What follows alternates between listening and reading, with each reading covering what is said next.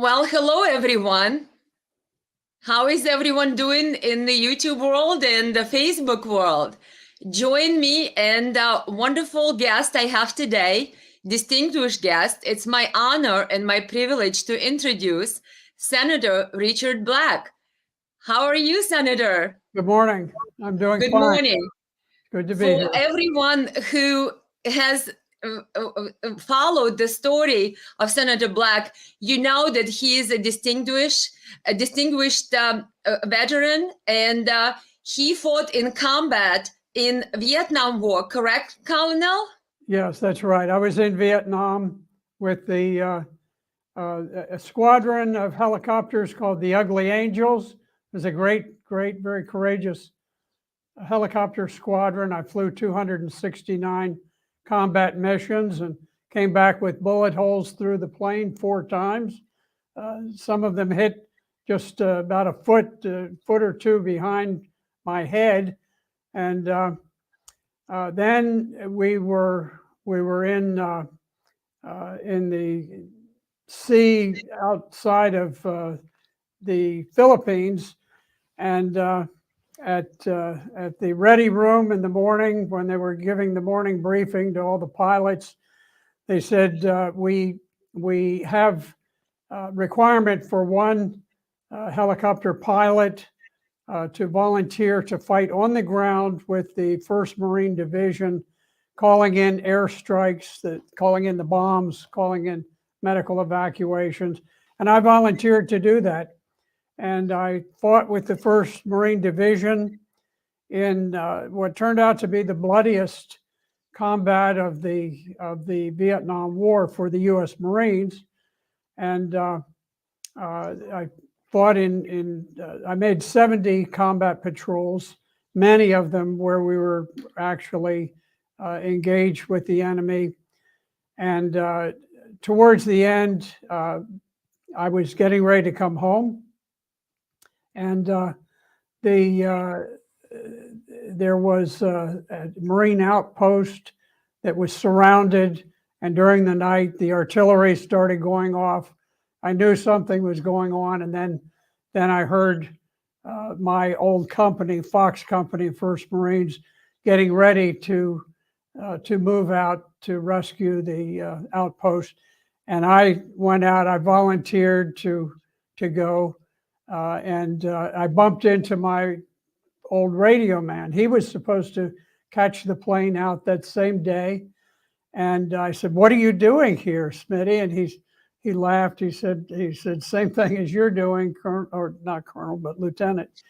And so we went out. We fought our way to the Hoi An River. We crossed under fire in rubber boats.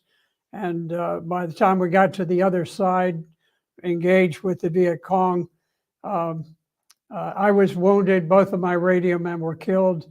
Smitty, God bless him, he was literally supposed to catch a plane out that day, and it's very, very tragic. And anyway, he died quite heroically, gave his life for the other Marines, trying to rescue them. So that was Vietnam. And the reason that I was in so much combat is that the forward air control team would be attached to whichever Marine infantry company was going into the assault. And so we were just going from attack to attack to attack. So it was quite a period for me, and it gives me a pretty keen insight into what's going on with the terrible tragedy in Ukraine these days, where unfortunately I think the United States is stoking the fires unnecessarily. And really, this thing should have been resolved very early on with very little bloodshed. But because there are some of these oligarchs, these global oligarchs from the wealthy families, they make fantastic profits from the war. And they're willing to fight to the last drop of Ukrainian blood and all of the Russian blood that goes with it. And it's a great tragedy for both the Russians and for the Ukrainians, whose lives are really being sacrificed for these globalist oligarchs who have prompted the war. They've set the stage for it, and now, unfortunately, they're the ones who pay the price. I was so fascinated with hearing about your combat experience, Colonel. Let me ask you to reflect a little bit on your career first. So our viewers, by the way, viewers, say hello, post your comments, type from what countries you're watching and what time is out there. I am here with Colonel and the former Virginia State Senator, Richard Black. He is our United States Colonel and honored veteran. I believe Richard Black has the Purple Heart and 2 Orders of Merit, correct?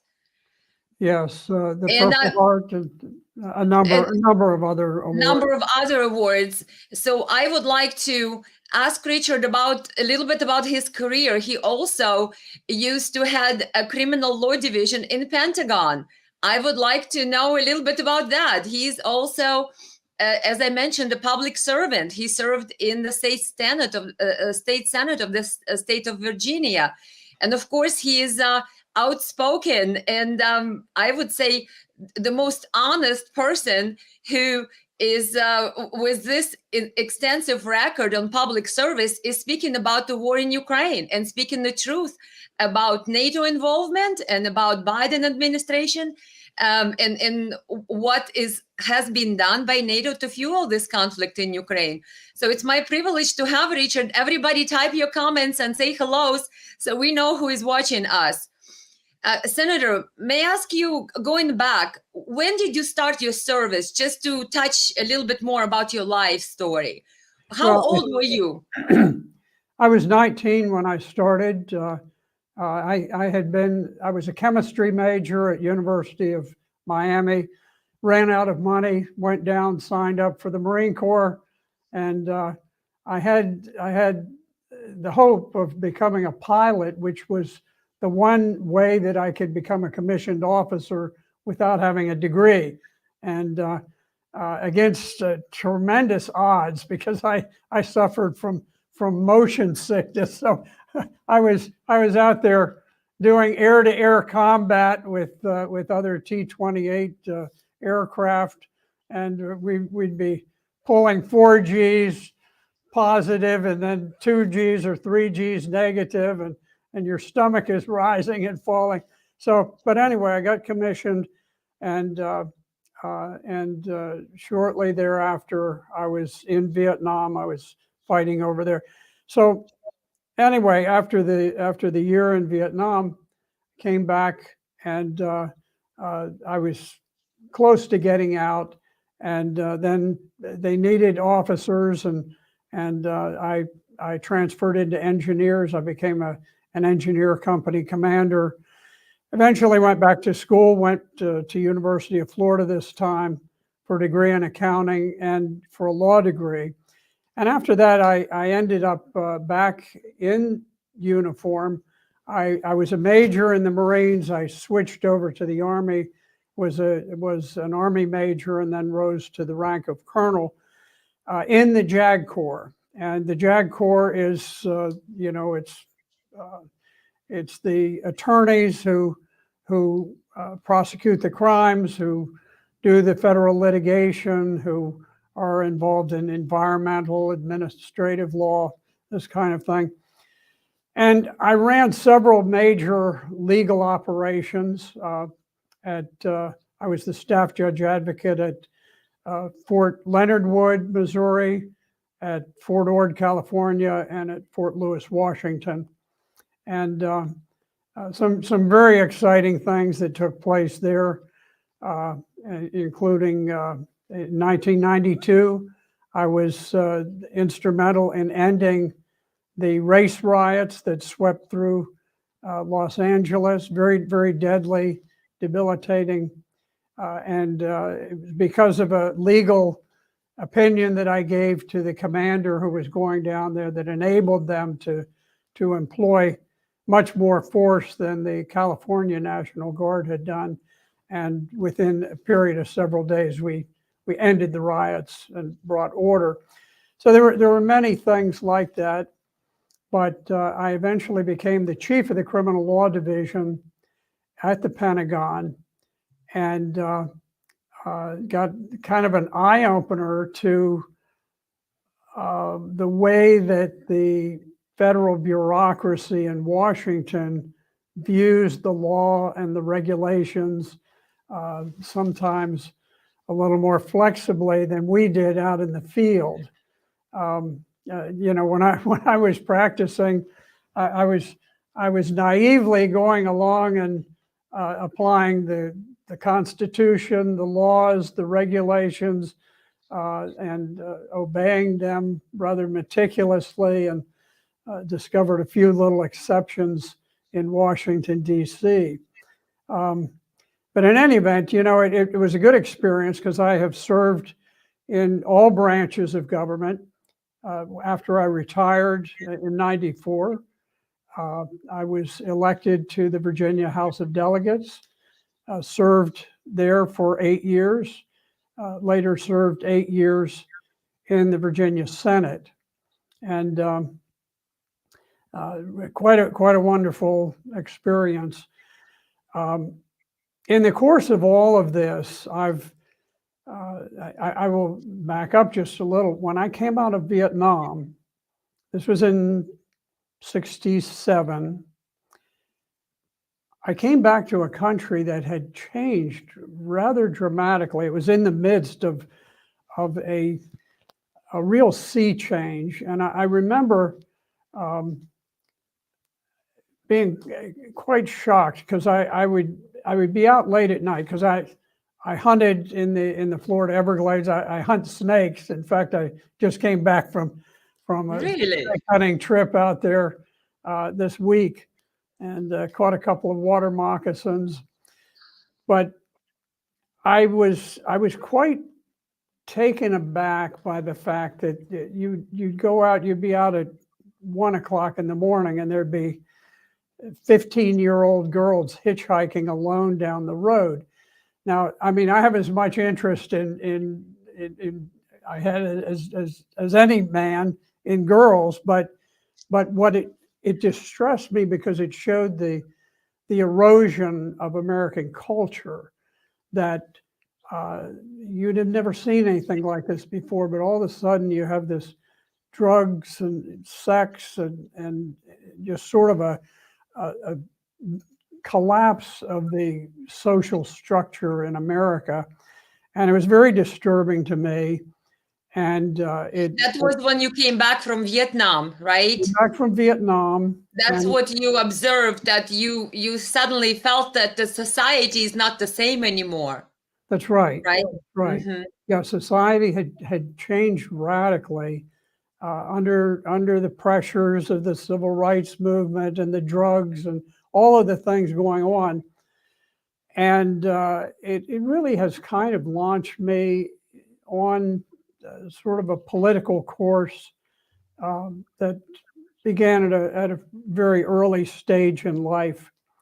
So I'm at a point where, I mean, during the Biden administration, we've seen sort of a revolutionary upheaval with the cities being burned, with people being chased through the streets by mobs, with police being assassinated, dozens and dozens of police just sitting in their cars by the roadside. People come up and gun them down. And the media has thought, oh, this is great fun because the BLM and Antifa crowd, they're out there showing that they got a lot of power, and the media egged them on, and of course there are always really bad elements out there that are ready to respond.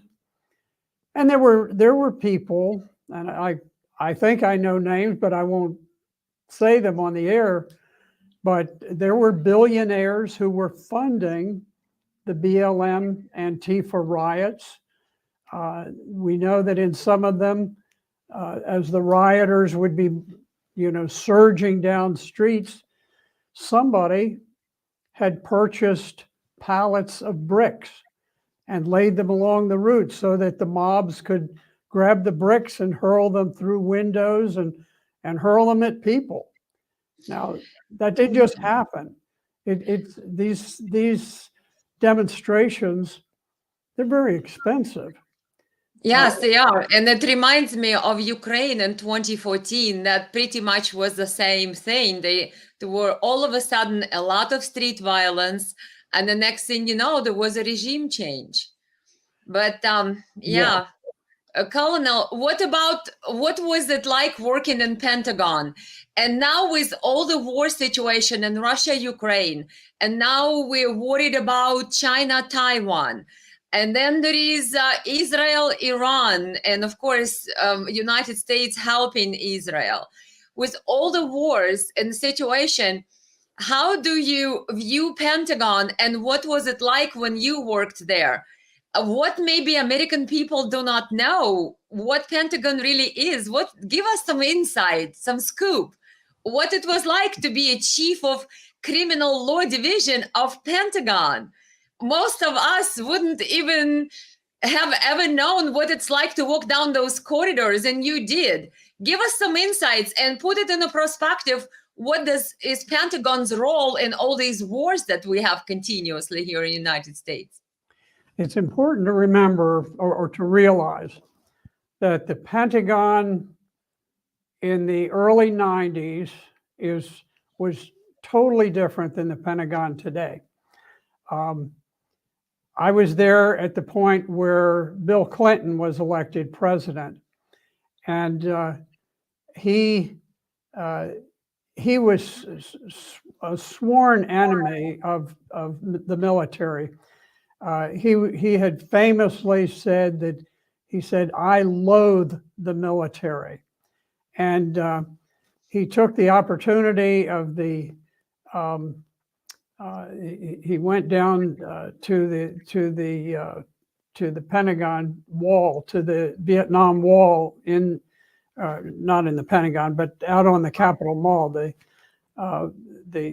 memorial to all the dead of Vietnam. And he went down there to sort of, stomp on the graves of all of the veterans. And he said, I'm going to put known homosexuals in uniform. And of course, they were prohibited from entering service on active duty at the time that I was in as the chief of the criminal law division.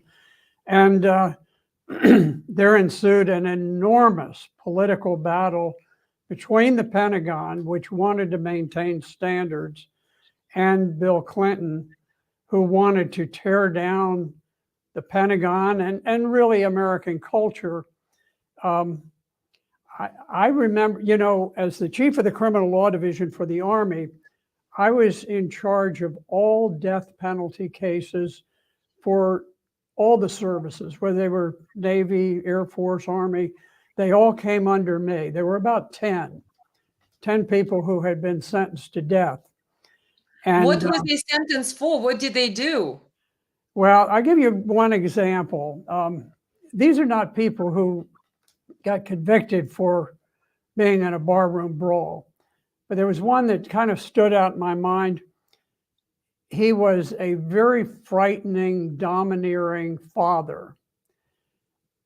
He decided to murder all of his family. He had quite a number of children. He had a wife, and he forced all of them to stand in line as he filled the bathtub with water, and then in turn, he would take each one of them while the others were forced to stand in line and drown them.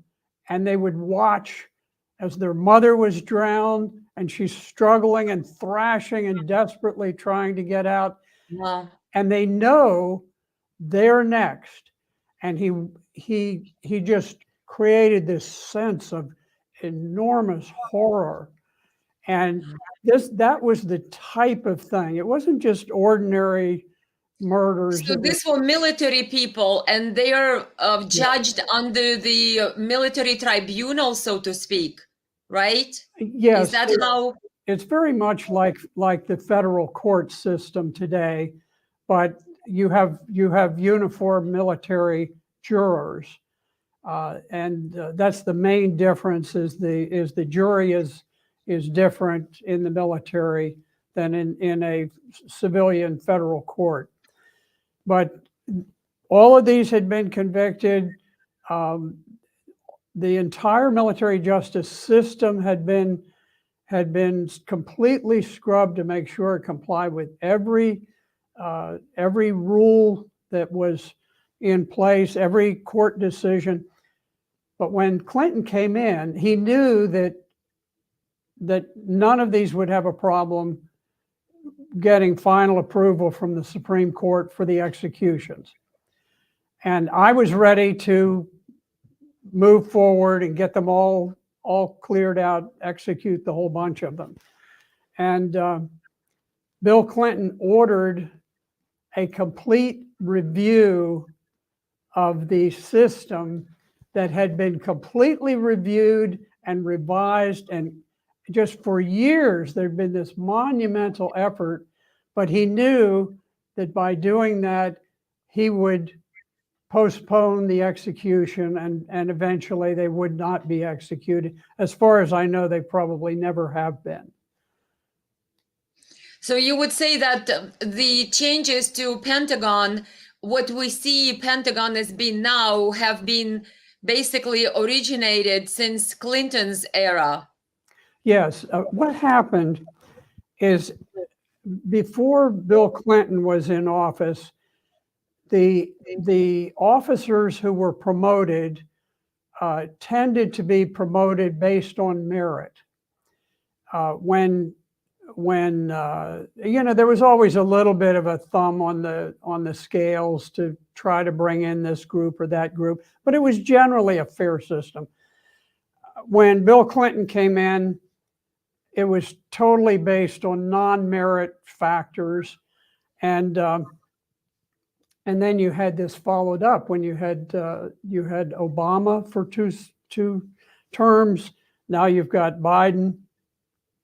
All of the general officers today have been selected under this, except for Trump during the Trump period. But all the others have been selected on non-merit. They're based on the color of their skin, based on their sexual proclivities, various things that are certainly not conducive to a strong moral leadership environment. So if we have a new Republican president, one of the things he's got to do is he must go in and he must purge those generals, because these people they're dangerous, they're irresponsible, they're incompetent. We have never seen the kind of cultural and leadership decay in the military that we have today. It's astounding. Well, we can't recruit anymore. I think our recruitment is down like 30%. And then we're trying to start nuclear war with Russia while we can't even recruit enough soldiers. We're trying to agitate China while we again cannot recruit enough soldiers. What, are we insane? What do you think, Colonel? Is United States going to get into war with China, and what's happening with Russia? Are we trying to get us closer to nuclear war with Russia through Ukraine? Are we insane? Is Pentagon out of their mind? Elena, let me just run through some of the things that we have done in Ukraine. This is how reckless we've gotten. We targeted the flagship of the Russian fleet, the Moskva, a Moskva. cruiser. This is a very large ship, and we sunk it. Now, did we press the button? We probably did, but it could have been a Ukrainian doing what we told them to do. Yeah. We sank that ship, and we sent to the bottom 300 young Russian sailors. Then we targeted 13 Russian generals for assassination. We killed them all, killed 13 of them. Now, I think that the Ukrainians did it based on the intelligence. Intelligence, yeah. And this is where you're sitting right next to somebody who's Ukrainian, because it's got to be done in real time. You don't just say, oh, there's a general and here's a briefing paper about him. No, you have to be able to say, here he is. He's at this precise location within 1 square meter right at this instant, and then they fire. Well, that's the United States assassinating Russian generals. We helped the Ukrainians, and this was certainly done by the United States. We helped them launch a drone that went deep into Russia, hundreds and hundreds of miles, and we attacked a nuclear site where Russian bombers were there, the bombers that are part of their nuclear triad to respond to a United States attack. And we actually did some damage to one of their nuclear bombers. Yeah.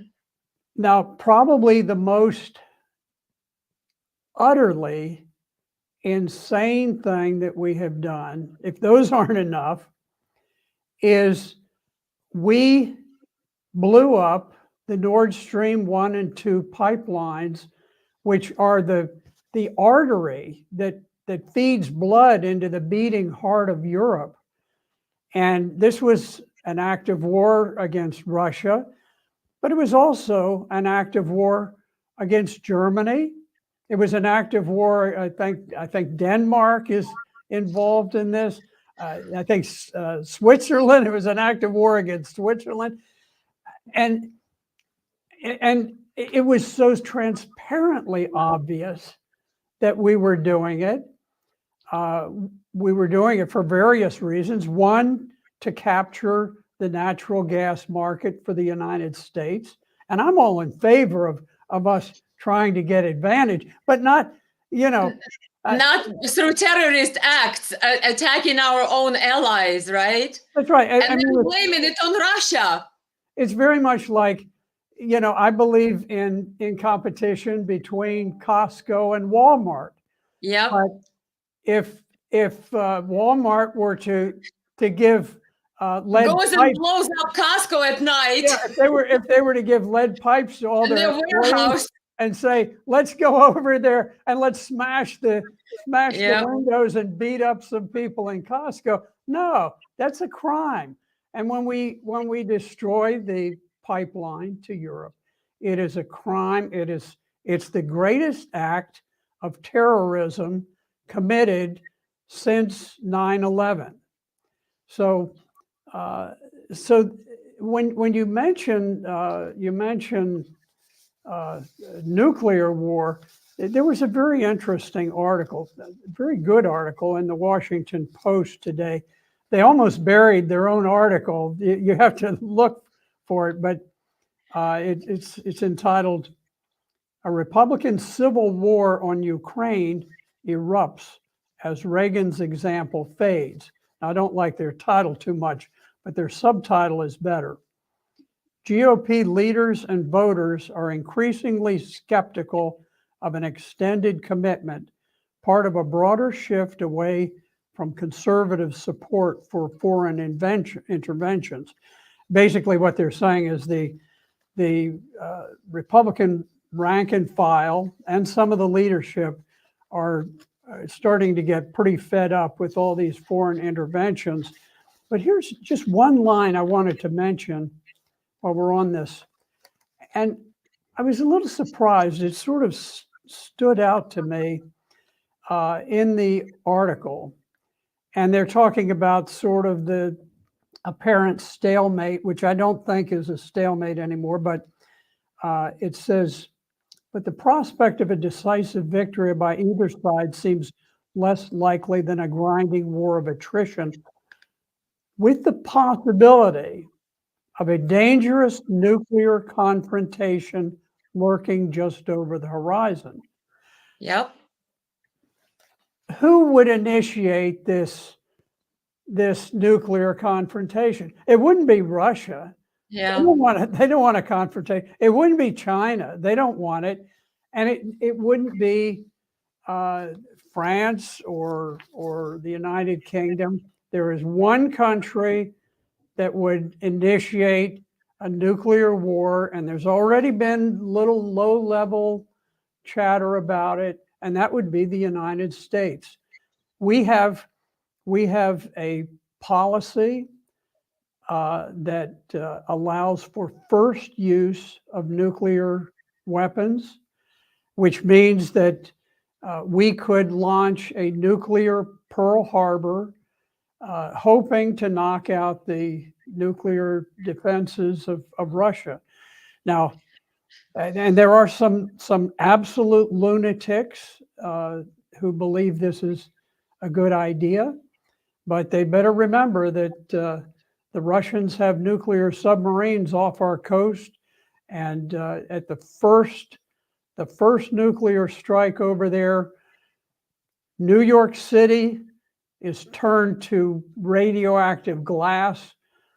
Washington, D.C., you think of all these monuments in the Capitol building and all. Yeah, I've been there. It's beautiful city. Yeah. Yes, and imagine if suddenly nothing was standing and all that you had was just a sea of molten glass.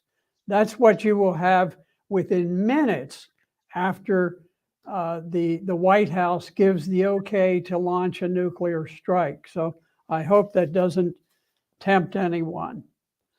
Do you think, Colonel, that or should I say, Senator? You have so many titles. I will alternate. There is so many. I want everybody to know. By the way, everybody who is watching us, make sure you write some comments, and if you have some questions for Senator Black, feel free to type them. I'll come back to all your comments afterwards. But do you, Senator, think that the North Korea is becoming a problem as well, because United States carries out these military exercises with South Korea, and the North Korean leader is saying that this is like a declaration of war on North Korea? I mean, I'm thinking if Biden decides to nuke Russia, who knows? You know, we may get nuked by what is it, Northern Korea before that, if they keep pressing the buttons of this guy. What is his name?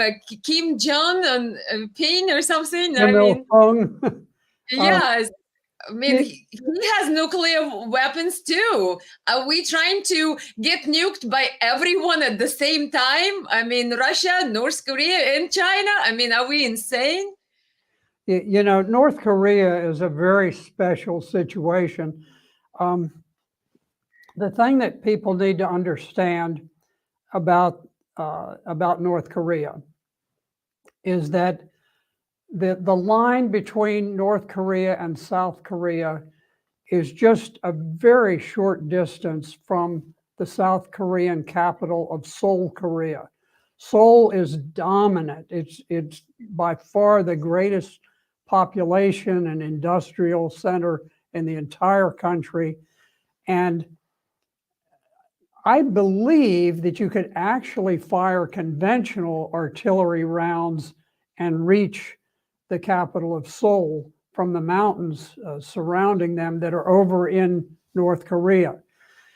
So it's always been a sort of a checkmate situation where the South Korean army is far more powerful than the North Korean army. It's more modern, It's better equipped. It's really an excellent force, or at least it was when I flew them into battle back in many years ago. So maybe it's changed. But anyway, North Korea is in a position to absolutely annihilate South Korea. And so really the only practical thing you can do with North Korea is to deal with them in some sort of a diplomatic fashion. President Trump recognized this. I think he did an excellent job. He diffused tensions.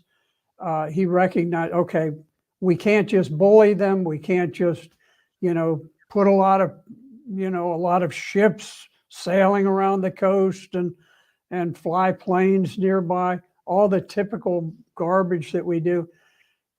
Let's just talk with them. And everybody's, oh, you're crazy. You should be blustering. You should be bullying. But we probably had the best relations that we've had with North Korea almost since it began. And that was under Trump. He did a good job.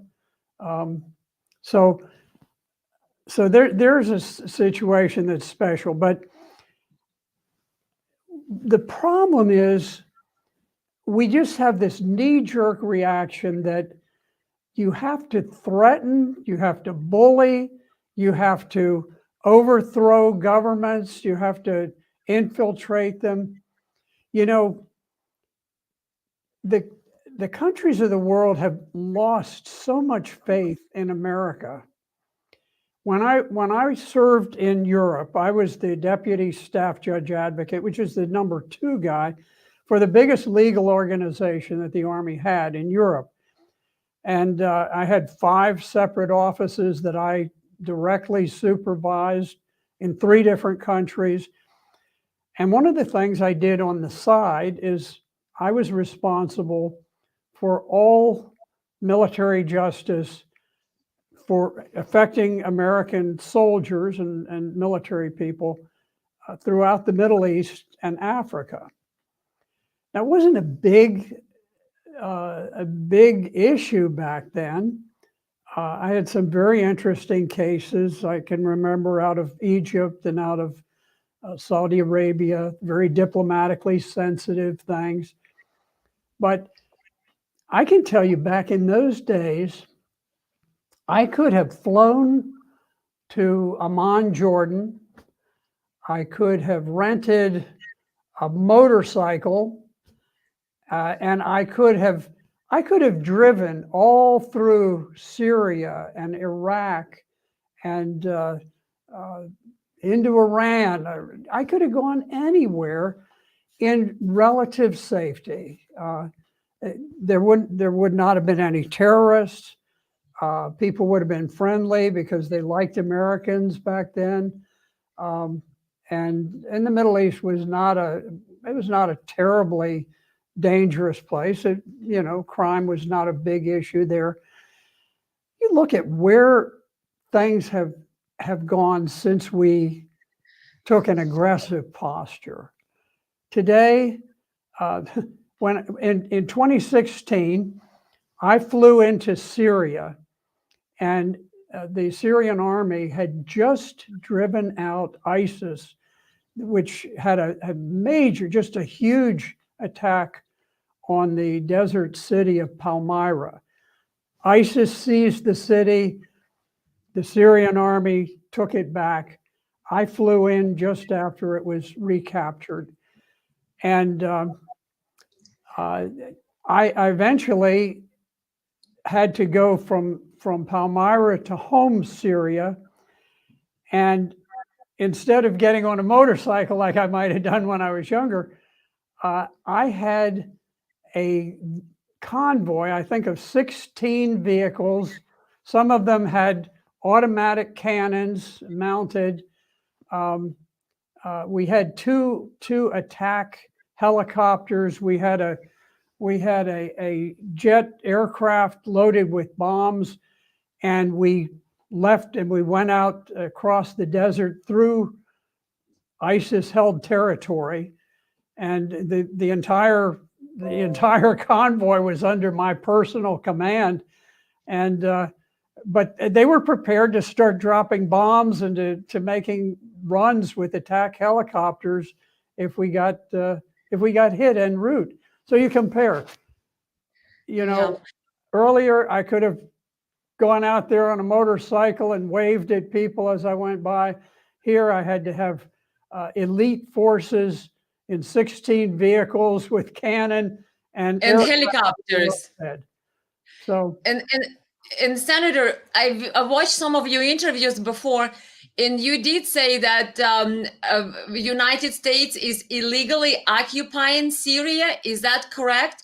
Because my understanding, Matt Gaetz, a Republican congressman, the other day introduced a resolution basically saying that we need to bring our troops back.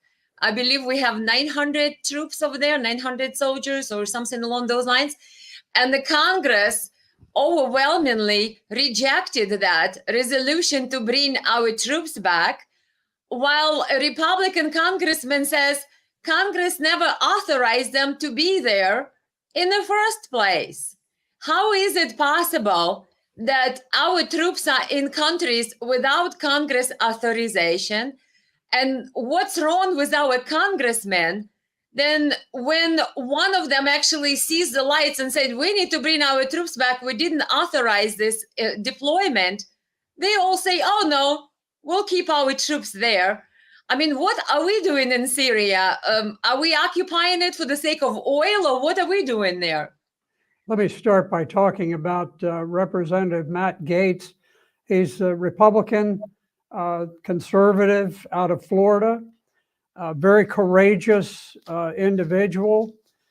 He introduced a resolution to withdraw American forces who are illegally occupying Syria. Now, the vote on the resolution failed. However, this, in a sense, was a significant victory in terms of the movement of where things are going in Congress.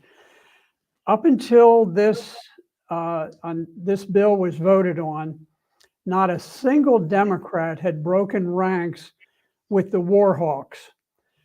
There was a moment where 30 of them had signed a letter to Biden. They sent it to Biden saying, "Hey, look, we got to." Took it back. It said, "Yeah, we're headed towards nuclear war. We better cool it."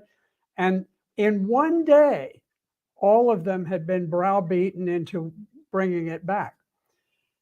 In this vote, that on the Matt Gaetz resolution, there actually were more Democrats than Republicans who voted for it. 56 Democrats voted yes. 47 Republicans voted yes. And that is a powerful, powerful message that the American people are fed up. The political elites are beginning to realize there's a massive shift in public opinion underway. Now, let me just back up and, if I could, just give you a quick summary of what has happened in Syria. Barack Obama, as you know, he was given the Nobel Peace Prize before he had, I don't know if he had even actually been sworn into office. He was given a peace prize for what he was going to do. Well, he turned out to be one of the most grisly, bloodthirsty presidents in American history. He launched an unprovoked attack on Libya, which at the time was the most civilized, prosperous country in Africa. He absolutely destroyed it. Libya has not had a functioning government ever since we invaded in 2011 under the orders of Barack Obama. So we did that. And the reason we did it, there were two reasons, but the one that's relevant here is that Libya had an enormous supply of weapons, modern weapons. Even before we had cleared the the Libyan government from Libya. We gave control of an airfield in Libya to the Turks, and the nation of Qatar began flying aircraft in, and they landed. The Turks loaded the aircraft with modern weapons, missiles, with all kinds of things, and then they sent them to Turkey. And in Turkey, the CIA established a secret program called Timber Sycamore. And under Timber Sycamore, they established all of these massive warehouses filled with billions and billions of dollars of weapons. And then we put the CIA in on the ground to coordinate with Al-Qaeda and all of the Al-Qaeda linked terrorists. Now, this is just 10 years after 9/11, when Al-Qaeda flew the jets into the Twin Towers and the Pentagon. And here we were in a firm alliance that continues to this very day. We've been unwavering supporters of Al-Qaeda in Syria. And we began flowing weapons captured from Libya. We sent them across the Turkish border into Syria, and we began this massive terror campaign against the legitimate, duly elected government, the constitutional government of Syria. And just like we did in Ukraine. Mm-hmm. Yes, yes. And this isn't a war that just started domestically because people rose up against President Assad. This was a war that was funded, armed, promoted, planned by the Central Intelligence Agency and the US State Department. And if the American people could understand how hideous the war in Syria was, they would be so aghast that the government would fall overnight. You know, it's an unfortunate thing. In wartime, there are rapes that do occur. They're crimes. But in Syria, it was the policy of these radical Islamic terrorists that if you could capture a Syrian woman, you owned her. She was a slave. You could rape her, and you could rape her daughter. You could rape her son if you happen to be one of those kinds. And this is the way that they attracted volunteers from countries around the world who went there knowing, hey, this is really neat. If I go into battle, if I capture some women, some children, I actually own them. I can buy them. I can sell them as slaves. Just like medieval style. Yeah, medieval style society returned to owning humans as slaves. Yes, they actually had price lists for women that you purchased on the slave markets. These are our allies. These are the people we support. And you know which women on the price list went for the highest prices? It was the little girls. Oh my God. It was the little girls, because you had pedophiles. There was one of the fighters for one of the groups. They're all allied with Al-Qaeda. And this fellow had a 13-year-old child. He would strip her naked before he would go into battle. He had a US Humvee, and he would tie her across his windshield naked. Why did he do this? He did it because he knew that when he went roaring down the road in his Humvee, the Syrian army was a civilized army. They were decent. They were good people. And they would not shoot. They wouldn't shoot at a little girl. Yeah. And so he had success. I don't know whatever happened to him. His time must have run out at some point, but he was literally doing this. The volume of rape in Syria was so bad that the last time I spoke to President Assad in 2018, we met in his office.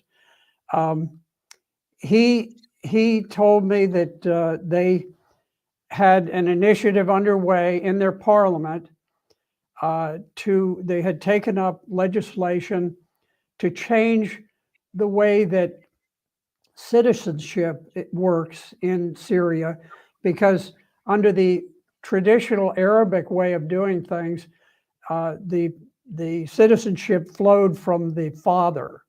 So he was the father, and there were literally tens and perhaps hundreds of thousands of Syrian women who had been raped and become pregnant, and now the father was some disgusting troll who lived in Tunisia or Saudi Arabia or somewhere else, and maybe he had impregnated some 12-year-old girl, and he's still the father.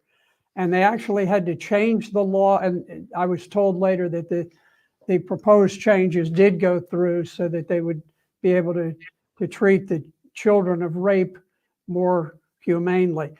Not a single American newspaper has ever written an article on this policy of rape. It's just censored, it's silenced. It's insane. So basically, in Syria, Matt Gaetz was correct. We are not there with any type of Congress authorization. But in your legal mind, that now that Congress voted against his resolution to remove troops from there, would that be considered as legal authorization?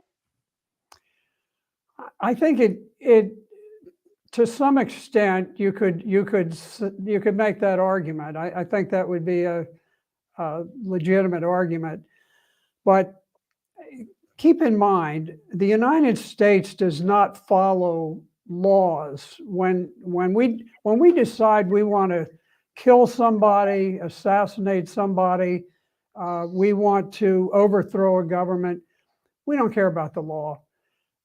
Look, we don't care whether every single man, woman, and child in Ukraine dies. We really don't. Now, you and I do, the American people do.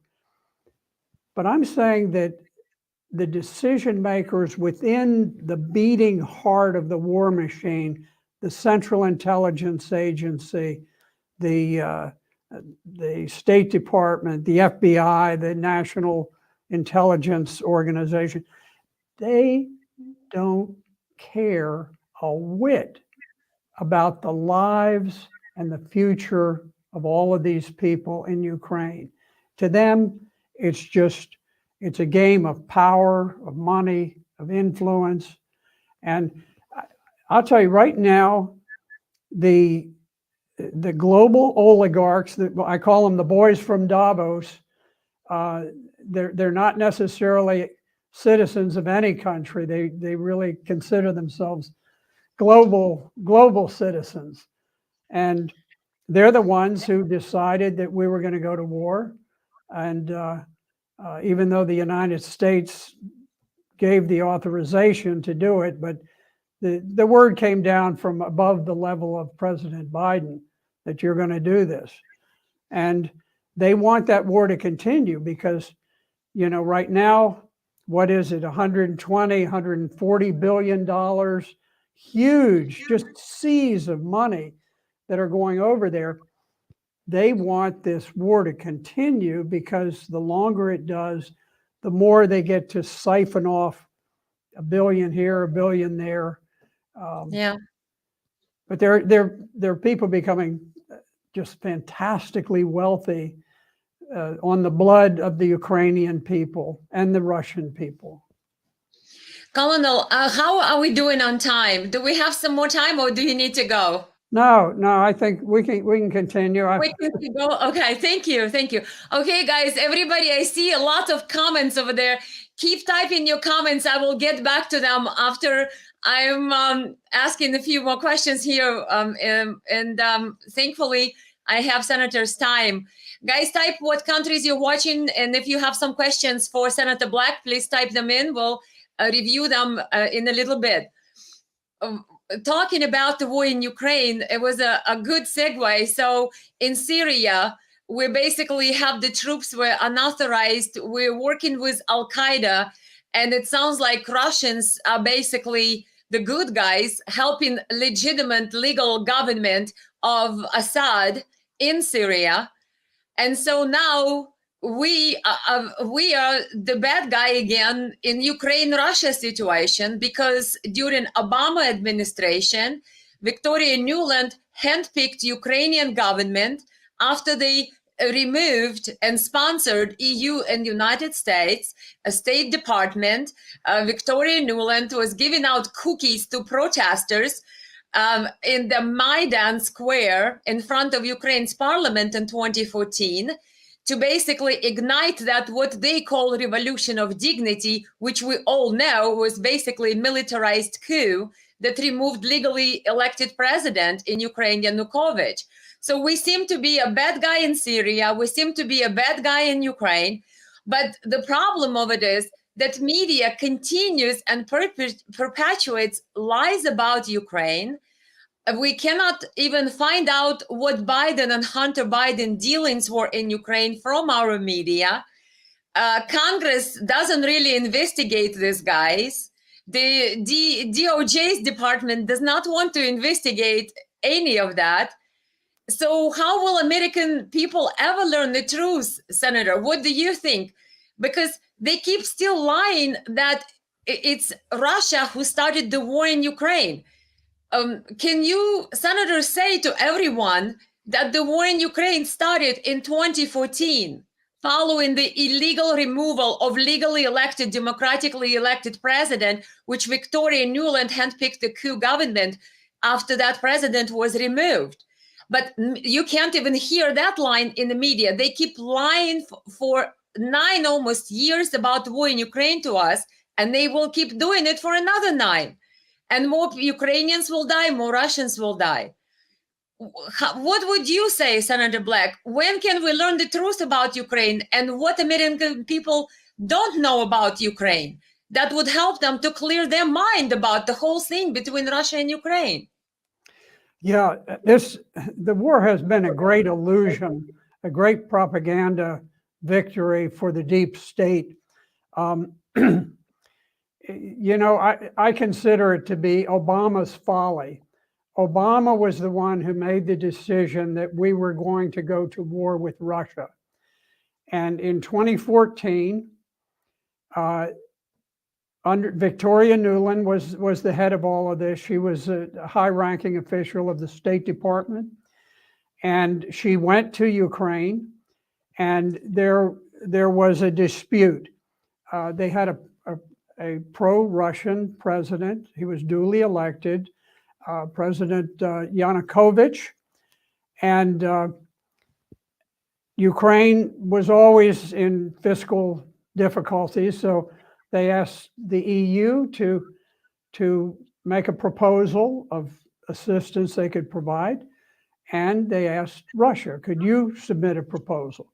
They looked at the 2 proposals.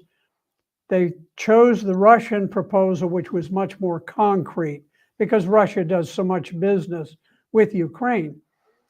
And Yanukovych signed off on that. Well, immediately, NATO made the decision, okay, that can't stand. We have to overthrow the government. There was a most violent and vicious. It started off as a demonstration, but I don't know precisely who put the snipers up, whether it was the CIA. I'm sure the CIA was involved. MI6, British MI6 was involved. But what they do, when there's a big ruckus going on and demonstrations, they'll put these snipers up in the windows, and they'll shoot a demonstrator, and then they'll shoot a police officer, and then they'll shoot some more demonstrators, some more police officers, and soon the people on the ground, everybody thinks they're being shot at by the other side. This is textbook CIA, MI6. Who knows? I guess in the old Soviet Union, it was probably a technique used by Stalin, who was probably the most vicious human being who's ever graced the planet. But the fact is that Victoria Nuland was actually negotiating and having talks with President Yanukovych, and at the same time, she was intercepted on her cell phone communicating about who she was going to put in charge of the new revolutionary junta that was about to take over. There was a dramatic photograph on the front pages of the Washington the Washington Post. And it was something. I wish I had a copy, but there was a bunker dug into the ground right outside of the presidential headquarters there, and they were throwing Molotov cocktails. They actually had timbers over the top of it. It was a very militaristic bunker. This was the revolutionaries. This wasn't the government. The revolutionaries had dug this, and one of them had taken a Molotov cocktail, and he went back and he threw it, and he hit the Molotov cocktail on one of the timbers, and it burst. And so you have this dramatic photograph with these revolutionary protesters, and everything's on fire. The protesters are in flames, and it just captured the violence of what was going on. So eventually the protesters forced Yanukovych to flee, and they installed a revolutionary junta, which was very radical. And that junta changed the constitution of Ukraine so that it removed Russian as a legitimate language to be used in the country. And immediately this made all of the Russian-speaking Ukrainians into second-class citizens. Teachers could no longer teach because they couldn't speak Ukrainian, then you get fired. And so at that point, the Russian-speaking areas on the borders of Ukraine, Crimea and the Donbass republics, they declared their independence. Now, every news story says they illegally did this or that. I'm going to tell you, those republics, the Crimea and the Donbass republics, had more reason to declare independence than the colonies did in the United States. We did it over the fact that we had to pay a few pennies in taxes, but these people literally couldn't speak their language. Imagine if some foreign country came in and said, well, tomorrow everybody has to speak French or you're going to lose your job. I don't speak French. So they did. They declared their independence. But these were Russians, ethnic Russians in the Donbass, ethnic Russians in Crimea. They were not ethnic Ukrainians. They just happened to find themselves on the wrong side of the line. The United States poured weapons in to build up a huge Ukrainian army, much larger than the active Russian army. And they fought a war against the Russian-speaking people for 7 or 8 years before Russia finally was forced to take action. President Putin had avoided it year after year after year. Finally, he was forced because he feared that the Ukrainian army was about to assault the Donbass republics, which are Russians on the Russian border. And politically, there's no way that he could refrain from intervening, and he decided to get in at that point. So it was NATO under the direction of the United States. NATO does not make a move that's not dictated by the United States. So in Washington, under the Biden administration, decision was made that we would go to war not merely to reestablish the lines and recapture the Russian-speaking areas of Ukraine, but that we would make war on Russia. That was the decision within the CIA and the State Department. The objective was not just Ukraine. The objective was war against Russia. We were going to dismantle Russia as a country, and we were going to have all of these global oligarchs take control of vast amounts of wealth. We would create trillionaires out of some of the boys from Davos. And I use boys from Davos. I'm not just talking about the groups there, but all of these secretive groups that get together and plan the future of the world for the little people. Those of us who cling to our guns and Bibles, as Obama used to say so contemptuously when he'd refer to the American people.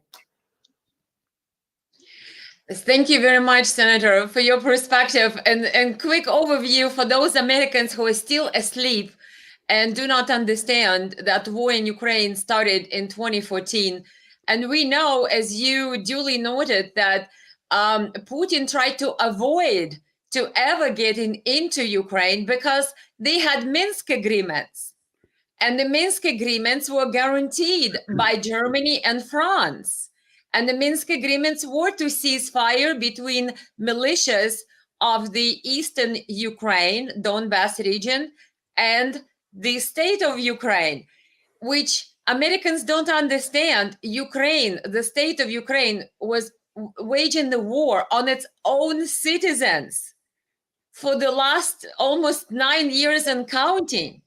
Because after the coup, Ukraine started bombing eastern Ukraine, the Donbass region. And Biden will not tell us anything about it. They will not admit that Minsk agreements were a sham. But now Angela Merkel and French President Hollande, they came out and said, oh yeah, we never wanted or intended to have Ukraine implement these ceasefire agreements and all the other things that were attached to them, because we just wanted to buy Ukraine more time to attack Donbass, to build Ukraine's military to the NATO standards, to then wage the assault on Donbass. So this whole situation about war in Ukraine that we hear in the media and from Biden is a bunch of lies. And American people buying into it keep repeating the narratives. Oh, Russia is aggressor. Putin is crazy. And I'm thinking, we will never solve any problems if we never know the facts. Wouldn't you agree, Senator? I agree. I do think, though, that shows like yours have a very positive influence. People are beginning to understand. And, we've got Tucker Carlson, very courageous. I don't agree with him on everything. He and I differ on the issue of China. I just, frankly, I don't think we need to go to nuclear war with anybody, whether it's China, whether it's North Korea, whether it's Russia. I just don't think we need to do it. But fortunately, we do have some voices in the mainstream media that are just too big to take down. They're too profitable. But we are getting the word out, and we are turning the tide. And that's why the Washington Post, they almost buried their own story. You have to search for it, and there's some tiny little byline at the end of one story, but it talks about the tremendous shift in sentiment where the GOP is now moving away from foreign interventionism and returning to the idea of America first. They pointed out that Ron DeSantis said that Ukraine is not a vital security interest, and he says he considers it just to be a territorial dispute between the parties. And President Trump agreed. He said that we should make them negotiate a peace deal, that Ukraine should be willing to give up these Russian-speaking areas. He didn't say it that way, but they should be willing to sacrifice some territory for that. And so you do see this shift taking place. Hopefully it'll be a permanent one. But remember, former Vice President Pence and that Tucker Carlson's review, or I guess questionnaire that you just mentioned, that Tucker submitted to the Republican presidential candidates and the potential candidates, the former Vice President Mike Pence responded that no, something along the lines that there is no room for Putin apologists, something like that. And in other words, his position is quite contrary to that position of Trump and even Ron DeSantis. What would you make up of Mike Pence's position and the fact that everybody who seems to be speaking out the truth about the war in Ukraine is getting a label of I don't know, Putin's puppet, Putin apologist, or what is it? Put on the Ukraine's kill list, blacklist, hit list. Senator Rand Paul is on that list, Ukraine's list. Your name is there, Scott Ritter, Colonel McGregor, Tulsi Gabbard. So in other words, how is that nowadays, every time someone speaks the truth, that they have been labeled Russian propagandist or Putin's apologist? And I was quite shocked to see Mike Pence, former vice president, former, right-hand man of Trump administration, basically contradicting Trump's response on this questionnaire and going as far as, calling people names and Putin's apologists for holding a different position than his own. And I find it just pretty shocking, to be honest. One of the principal tools of propaganda experts is to smear your opponent. If they make an argument that's very difficult to refute, if they say something that you just can't argue your way out of, then you smear them personally and say, okay, their opinion doesn't count because they, Putin apologists. What a stupid thing. What information does that convey except that this is somebody who understands the Russian point of view? I'm going to tell you. I would like a definition, like Mr. Pence. Let's get the definition of what exactly is Putin apologist. Does that mean that the person who speaks the truth qualifies about Ukraine war? I mean, because it looks like there is no middle line. You either have to be for Biden or you immediately for Putin. Okay, I raise my hand. Where is I am for America?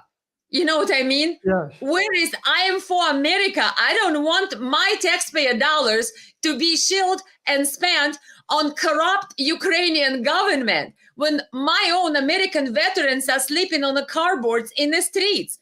What about me being for America? Why do I either have to be for Biden's lies, or if I don't, I'm immediately put on this other side, going all the way back to Russia? What about me? I'm American. I'm for America. But I was quite surprised, like you said, that Mike Pence just puts everybody, including, I'm sure, Mr. Trump, his former boss, because his position is quite polar opposite of that Mike Pence. I'm sorry to interrupt you. Keep going. You said that media propagandists, they just label people and put you into this one or the other camp. Pence is a rather sinister figure in my view. This is a guy when he first took office under Trump. Trump gave him an extremely important assignment. And that was Trump set up a commission to review the election systems in the United States, which are obviously corrupt. Obviously, we have the worst voting system on the planet. I don't know if there is a worse one than the United States. We have people who can put ballots that they write out into drop boxes that are unattended, no identification of who. It's a sham. But anyway, President Trump gave him this extraordinarily important assignment to run this commission on election integrity. He went through a little pro forma motions, but he knows his handlers did not want to have a clean election system. And so with very little fanfare, I was watching carefully because I knew the importance of this election commission. And with very little fanfare, he shut it down. He withdrew. He said, "Oh, we can't get cooperation from some of the states, so I'm just going to stop it." Well, he did that before we had national elections that were so corrupted as the one between Trump and Biden, which was, I mean, a child could have seen. This was the most corrupt thing on the planet. You got I ran in 2020. I watched what was happening at night in my elections. Yeah, I have a lot of questions, more questions than answers. Yeah.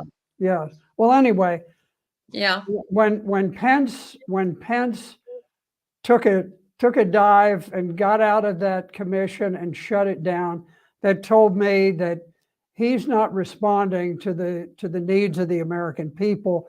There's some force, some group that does not want this looked into, and those must be the bankers that he responds to. But anyway, I have very little respect for him or for Pompeo or Nikki Haley, any of these warmongers who basically they make their lives on getting money from groups that want wars.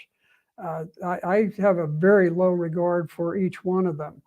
So we'll see where things go. But I have a feeling, the saying is, when I feel the heat, I see the light. And you look at what's happened with these 47 or 56 Democrats who broke ranks on the Syria vote. All of a sudden, they're feeling the heat, they're seeing the light. The closer we get to the election, more people will be feeling the heat and more people will be seeing the light. So I think this is just the beginning of the shift. And I say Matt Gaetz from Florida, somebody ought to put up a monument to him as the guy who in Congress started the movement to shift us away from what could ultimately be nuclear war unless we draw back from all of this stuff. I have high expectation of him. I think, remember, he was fighting with Kevin McCarthy for the rule change before they could sit new Congress. I think one of the points of contention was that Matt wanted to have McCarthy, or rather new Speaker of the House, not necessarily McCarthy, but whoever is a new Speaker of the House, Majority Speaker, to put the bill up for vote regarding the term limits in Congress. And Matt Gaetz was insistent that Congress would have an opportunity to vote on term limits. What do you think about term limits in Congress, Senator, in United States Congress? I think it's a great idea because my view, we have nothing ever changes. We have political dinosaurs there for 50, 30, 40 years, and only God knows how can they be in their 90s or 100 years old. No pun on their age, but I am just saying as far as the continuity that people get elected and elected and elected for 50, 30, 40 years. We don't have any new people coming into Congress. And then we don't have term limits in United States Congress. I know state of Michigan, where I'm at, for the state Congress, we do have term limits, but not in United States Congress. So we end up with people like Pelosi and Biden, who are in that position and forefronting our United States policies for 40, 50 years. And they're getting worse and worse and worse. No new people have a chance to come in because somehow they always get elected. I even saw the article that there were two deceased Congress people who were still elected while being dead. I mean, how does the election system work if the dead people win elections? We know something is not right there, right? So do you think we need term limits? And I'm hoping Matt Gaetz will get his way and will put this up for vote now that he had, my thought, negotiated with McCarthy to bring it up. Well, I would probably vote in favor of term limits. There are some mixed arguments on it. I think we have a very dangerous situation with people who have such lengthy continuity, and in addition to the politicians in Congress, we've got the bureaucrats who man this vast federal bureaucracy, which probably could be slimmed down to a quarter of its size. Just get rid of all of these trolls who are out there doing, the DIE principles: diversity, inclusion, equity. DIE. It's making America die. And we have so that's much. An abbreviation, DIE, actually, DIE? Yes. Boy, somebody was getting the pay above their pay grade to create that abbreviation. How would you come up with that? Oh my gosh, DIE. I think the liberals inverted the letters, but the conservatives use the letters DIE, D-I-E, diversity, inclusion, equity. Wow. And of course, equity is just it's just a relabeling of traditional Marxist. I was just going to say it's back to communism, socialism. That's what it reminds me of, because I was born in USSR. It's a United States, USSR. So I know we've studied Marxism when I was little because it was mandated. It was mandatory. Yes. You studied that thing all the way through your university years. Yeah, that's what it reminds me of. Well, equity. Even the Soviet Union didn't quite go to the outer limits with equity. Exactly. The one country that has really executed the equity principle was Cambodia, when Pol Pot took over with the communists after the end of the Vietnam War. And he was a hardline Marxist. He believed that everything should be equal, everything should be equitable. And so what do? Some people are smart, some people are dumb. I mean, that's just the fact of the matter. You can only improve the intellect of people who aren't smart to a certain extent. You want to educate them as much as you can. But in Cambodia, they said, okay, well, we understand you can only bring people up so much, but what we can do, we'll create equity by destroying all of those people who have a higher intellect. And so bring them down. They literally, and there was a very fine movie made of this called The Killing Fields. And you can get that online. It's a tremendous movie. And what they did is they identified anybody who was suspected of being an educated person, an intellectual. So if you wore eyeglasses like I do, they would take you out, and with a pickaxe, they didn't want to spend the money on bullets, so they would have teenage children, and they would force you to kneel down, and they would kill you with a pickaxe, and they destroyed 2 million out of 8 million people. So a quarter of the population of Cambodia were slaughtered in this vast bloodbath of people suspected of being able to read. If you could read, then you were a criminal under their system, because that spoiled equity, because not everybody could read. So you have to bring down everybody so that everybody's on the same level. That's what equity means. It means it in the United States. They just try to sugarcoat it, but that's what it's all about. I agree with you as far as that they took it further than Soviet Union, because I lived during Soviet Union times, and whatever we have now in United States brought onto us courtesy of Biden, Obama, Pelosi, and company. That reminds me more and more of kleptocracy, because it's not really a pure socialism anymore. It's that mixed with financial oligarchy. It's mixed with dictatorship. It's mixed with it's like morphine. There is no name to it. The closest I can come up with is kleptocracy, where they basically rob us and send our money overseas to people like Zelensky. And we American citizens are paying government salaries of Ukrainian state officials, including parliament members, Zelensky. We're paying for their social programs. We're paying for their medical bills. What? 51st state? I grew up in, like I said, Soviet Union territory of Ukraine. So I am from Ukraine. I speak Ukrainian fluently.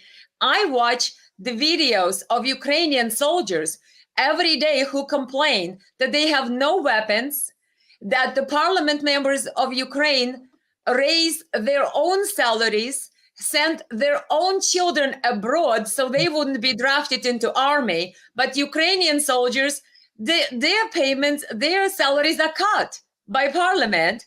They have no weapons. They're basically saying we're used as a cannon fodder. And they see the corruption of their own government. And we American citizens are being robbed so the Biden could keep that money laundering operation called Ukraine and fuel corruption that actually kills more Ukrainian people. And I'm thinking, this is kleptocracy. You know, they're stealing our money instead of providing a better standard of living for our own citizens, right, Senator? Taking care of our veterans, of our seniors. What about inflation? People cannot even afford basics anymore. People can't go to grocery store without a new record-breaking bill. But we keep sending billions to Ukraine. And well, a lot of people are saying, look, the southern border of the United States no longer exists. It's totally gone. The 4-star head of the Border Patrol Agency, the one who's sort of the on-the-ground guy in charge, yesterday told a committee, he said, we do not have operational control over the border. Now, what does he mean by operational control? Certainly, there are always going to be a few people who slip back and forth. So that doesn't count. What he's talking about is essentially who governs the southern border. Does the United States of America govern the southern border, or do Mexican drug cartels govern the southern border? Mexican drug cartels, they own the southern border, they control it, they pay people, well, actually, they make huge amounts of money to bring people, and some of these Democrat multi-billionaires fund the people to move down. But there were 1,000 people the other day who were just on a bum's rush. They were yelling and joyous and happy. and they just burst through the border. Border patrol can't control them, so they come if they want to come. They take our country. They take our Social Security benefits. These are people who are going to go on Social Security. They're not going to be paying into Social Security for 50, 60 years before they get it. They'll be here for a few years and they'll get it, same as any American would get it for working a full lifetime. And Americans are saying, well, wait a minute. You remember the struggle President Trump had trying to fund the border wall that he did? It was that was too expensive. That was, what is it, $5 billion? That was too much money. We cannot do that. Yeah, and I think $5 billion was kind of a figure that was thrown out. But if the oligarchs, if the boys from Davos want a war in Ukraine, bingo, $140 billion, no problem. We'll run the printing presses. We'll do whatever we want. And Americans are saying, wait a minute, what is going on in this country? Who does the country exist for? Do American people have any relevance? Do we count for anything? Look, we've got the federal government coming in and they're buying up all the space in trailers so they can house illegal immigrants. Now, they go into a low-cost trailer park where you've got a couple who are on Social Security and they're just living from paycheck to paycheck, Social Security check. And all they can do is they can afford that trailer in a rundown trailer park. What happens when the federal government comes in and buys out the whole thing to put in illegal immigrants? What happens to those people?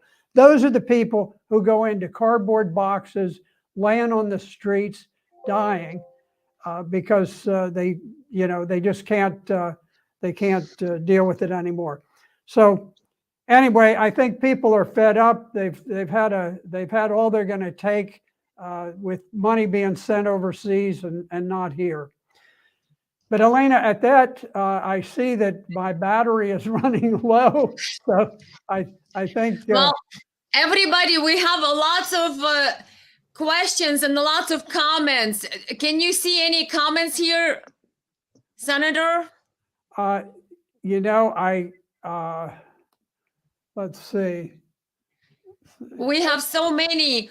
Karush says, great interview. We have Dylan, as someone who spent college weekends playing the game of Risk, I don't see Putin as a bad guy, quite the contrary. I'll play some comments, take a read on them real quick.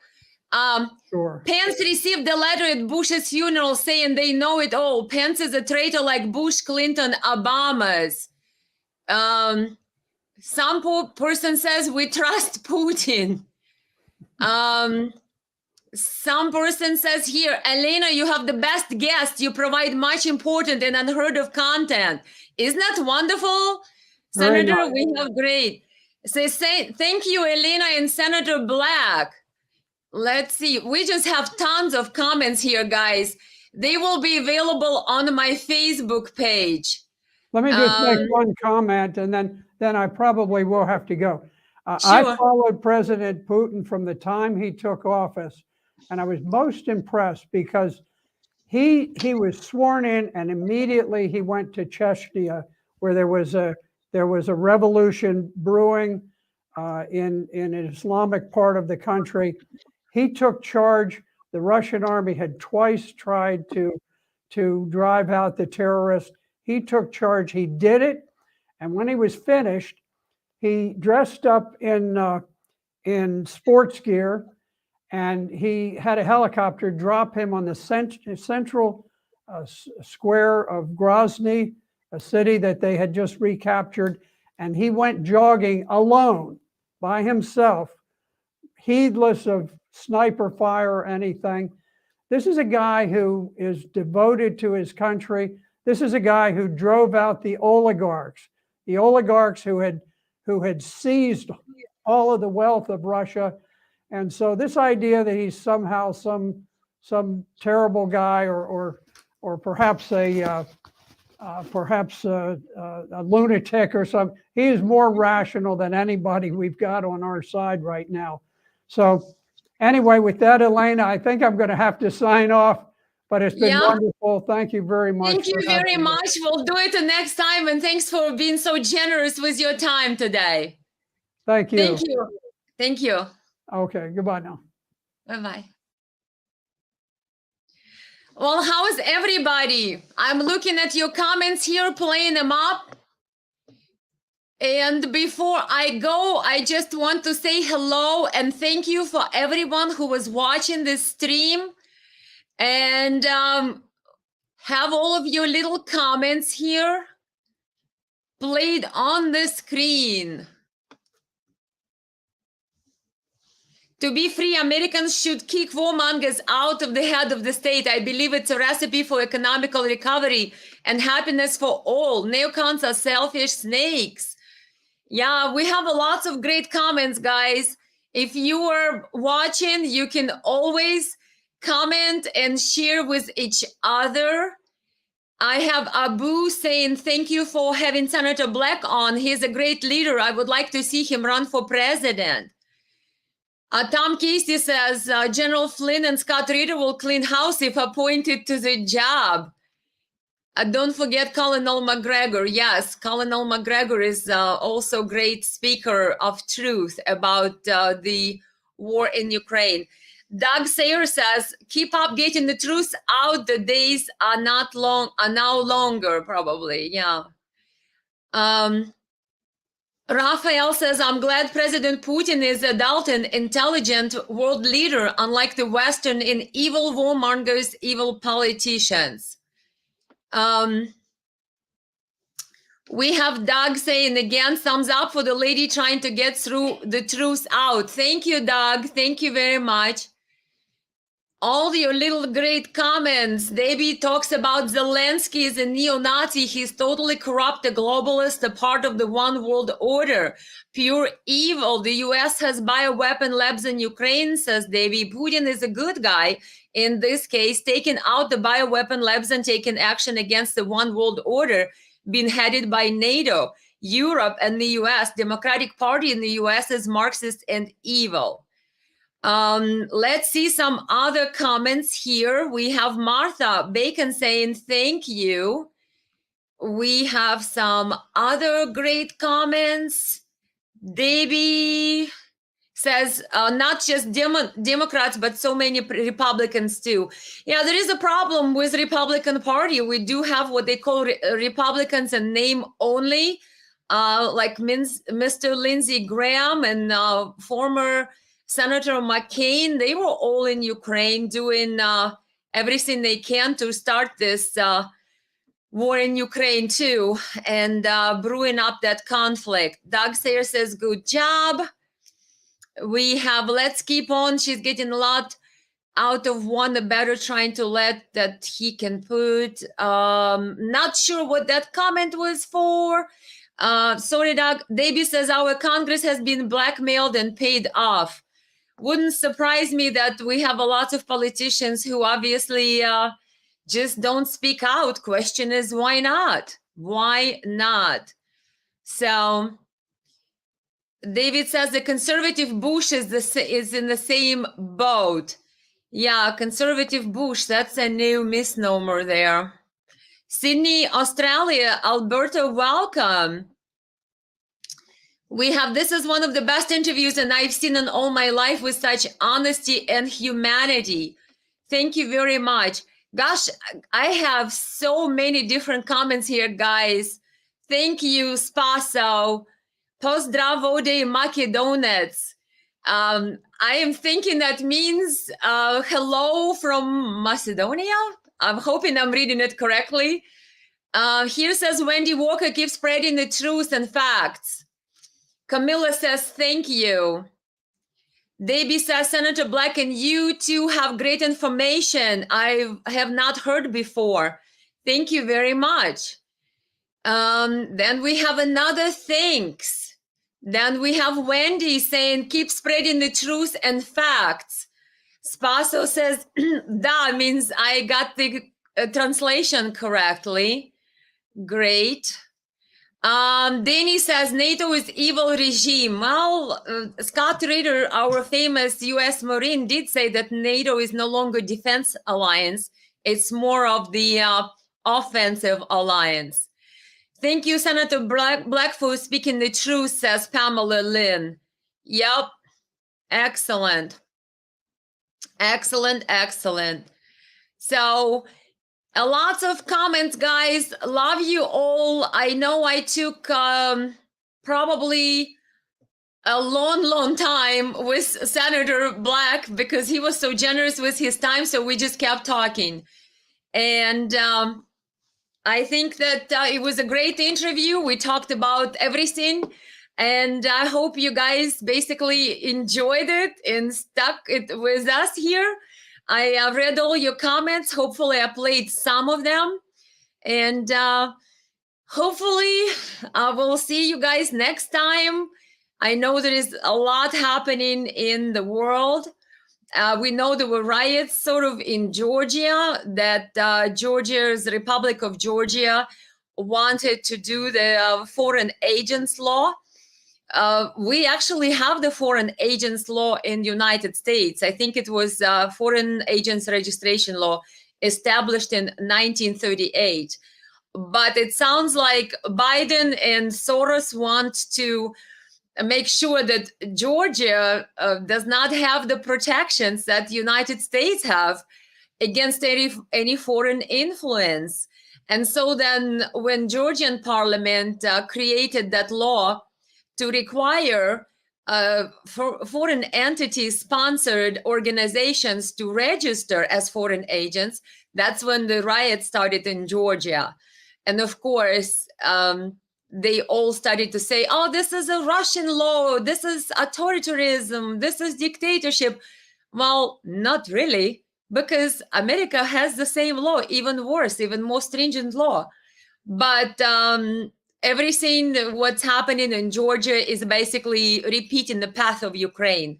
So if it's any people watching from Republic of Georgians, грузины, послушайте меня и слегка проснитесь, вас ведут путем Украины. I just said something that I hope Georgians would understand, that they've been led on the path of Ukraine, the path of the coup, the path of take over the government, make it more pro-Soros, pro-Biden, pro-Western, break it from Russia, and possibly create a situation which we see unraveled in Ukraine in 2014, and look where it led Ukraine, total destruction. So yeah, a lot of different news on the world stage. So hopefully you guys are following. We know the down drone in Crimea, right? And the United States said that, oh, Russian pilots are so unprofessional. Russians are like, hey, you're flying your drone next to our border with turned off transponders. And so happened your drone kind of like lost its, altitude and fell down into the sea. And of course, the Pentagon said that the Russian pilot discharged the fuel on top of that thing. And Russians like, we didn't do anything. It lost its altitude. But the problem is, if Russia's drones were flying around next to our border, let's say they would launch them someplace and come up and fly near our airspace bases. What? Would we want them? No. So yeah, let's not play cool here, saying that Russians, pilots are so unprofessional. Well, then maybe let's not send our drones with turned off transponders next to the Russian border, and you won't have to lose your, $13 million drone? $30 million, they could be varying in price, my understanding. But Lindsey Graham, our senator, already said Reagan would be down in Russia's warplanes already because of this drone. In other words, they just can't wait to make the World War III happen. So I hope everybody keeps their cool, but I don't know. Escalation is definitely in progress in this whole Ukraine scenario. Danny says, great information. I listen to McGregor and Reader all the time. They speak the truth. Yep, we speak the truth here as well. Latina says, many thanks, Elena Olki for Congress, for this direct conversation. That's from my Facebook followers. Really like you guys. Mario says, I'm so glad McCarthy refuses to meet Devil Zelensky. That's that's very true. He did refuse him. Zelensky was snubbed 3 times, and I guess in the last week, nobody wants to talk to him. He doesn't get to speak at Oscars, and Kevin McCarthy doesn't want to meet with him. Spaso says, we want peace and economy. We're humans. Life work like human, make peace. Yep, that's true. We want peace, and we want to be able to go to work and to be able to live our best life and to live our life to the best potential and to our best potential, and not having to sift through the nuclear rubble, right, guys? Because that's what it seems like Biden administration is pushing us towards. Escalation with Russia and escalation towards some type of nuclear exchange, whether it's going to be North Korea, China, Russia. It's insane.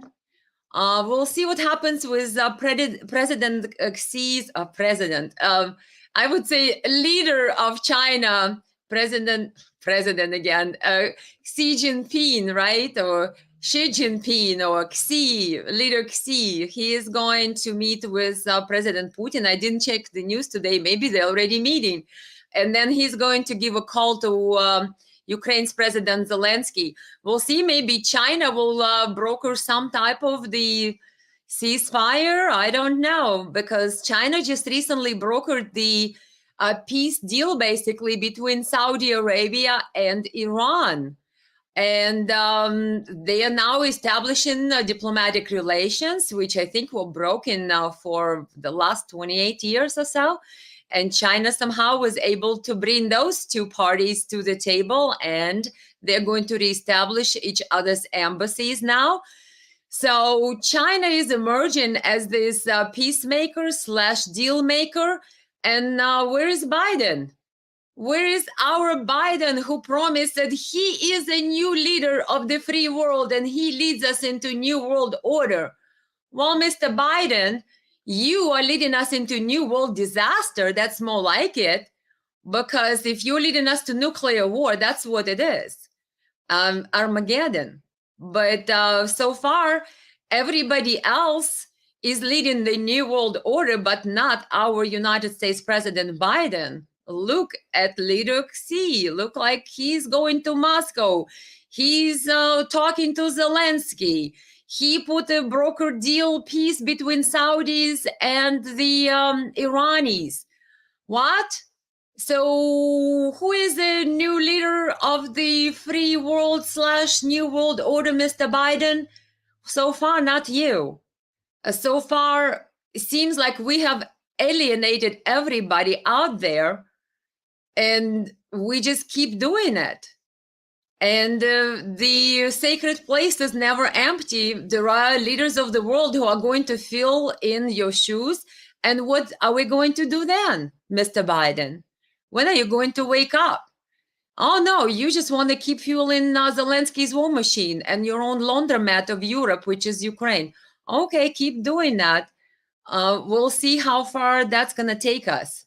That's a disaster proposition. We need peace. We need resolution to this entire madness that became Ukraine war. But it looks like Mr. Biden's preparing us for the next one with China-Taiwan situation. Taiwanese have declared that they're getting ready for the full Chinese blockade. Like, what? Yeah. If nobody is concerned, guys, I don't know what planet or what the weather is like on your planet, but Pamela says, it seems like we're already in World War III. It started when we provoked Russia under Obama. Yep, it's already World War III. It's just kind of like a slow burn, and more parties keep joining and joining and joining. Now we see Japan is getting more active, moves away from its peaceful constitution. Now Serbia, Kosovo, still a big problem, can flare up at any time. Now Georgia has been flaring up. Now Moldova, Transnistria on the border with Ukraine could flare up at any second. Now we have Iran, Israel can flare up at any second. Now we have Taiwan, China can flare up in any second. And of course, God forbid if anybody like Poland decides to join Ukraine and enter their troops in Ukraine war in some way. Yeah, there's a lot of variables, guys, a lot of moving parts. Spaso says Macedonia is coming war with. Who with? Is Macedonia getting the war too? Well, look, guys, what's happening in Turkey, all this devastation after the earthquakes. Yeah, a lot of countries, look at Syria. People are still suffering in Syria. And I don't believe Biden lifted any sanctions against Syria. So we're not even helping that horrible humanitarian catastrophe that's unfolding in Syria. And I believe Russians are helping there. So, in other words, Biden is really not making the best presentation out of United States on the world stage, that's for sure. And his place has been, his shoes are being filled by other leaders from other nations who understand that the danger of nuclear war should not be explored. We should try to de-escalate. And so far, Biden did not step into that role of de-escalator. It has been more, let's arm Ukraine, more money to Ukraine, more weapons to Ukraine. Russia is aggressor, Russia is an enemy, we're at war with Russia. All of this push, push, push, fuel the war machine, no de-escalation. At the same time, Chinese emerge as the peacemakers. Look at them. Oh, Biden, I guess he sits in his bunker. Yeah, impeach Biden. Well said, Molly. Look at our southern borders. Did you guys see Tucker Carlson, where the illegal immigrants tried to breach, they gathered on that bridge and tried to breach the border? It's insanity. Our own border is open for invasion. And Biden takes our money, our American taxpayers' money, and protects Ukraine's border. Hello. So I don't care what party line you guys are on in this case, but anybody can see if you are American taxpayer, your money is not being spent on our country, on our people. It's been washed and money laundered through the foreign proxies and foreign proxy wars a la Ukraine. Ends up in the pockets of corrupt politicians on all sides. Look at Zelensky and their parliament members. They're raising their own salaries while cutting Ukrainian soldiers' salaries. They're basically living off of us, American taxpayers, because we are paying their salaries. Ukraine is now 51st state of United States. Like Colonel McGregor said the other day, we own Ukraine. The problem is Ukraine doesn't give us any benefit. It's just a big drain on our budget, and it's a big drain on our economy. Look how many billions went to Ukraine. And Senator Black just a few minutes ago did say, when Trump said we need money to improve our border security and build the wall on the south border of the United States, I think the price tag at that time was $5 billion. And Pelosi said, oh no, that's too much money. That's too expensive. We cannot afford that. $5 billion, oh, that's atrocious. That's horrible. But now, over what, 130, 40 billion went or goes to Ukraine? And that's no big deal. No big deal.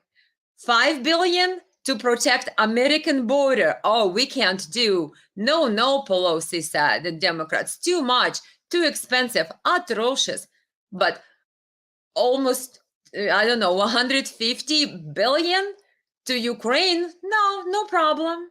So, like I said, you guys need to wake up and realize what's happening. It's it's really not what they're doing is really not in our best interest, in our country's best interest, only in their own self-serving and their donors and corrupt politicians' interests. That's all it is. Oh, guys, I could sit here with you and be with you forever, but I better let you guys go and basically say thank you everyone who commented, thank you everyone who watched. I had a great interview with Colonel Black, and he's also a former Virginia State Senator Richard Black. You can go back and watch the whole interview on either my Facebook or subscribe to my YouTube channel.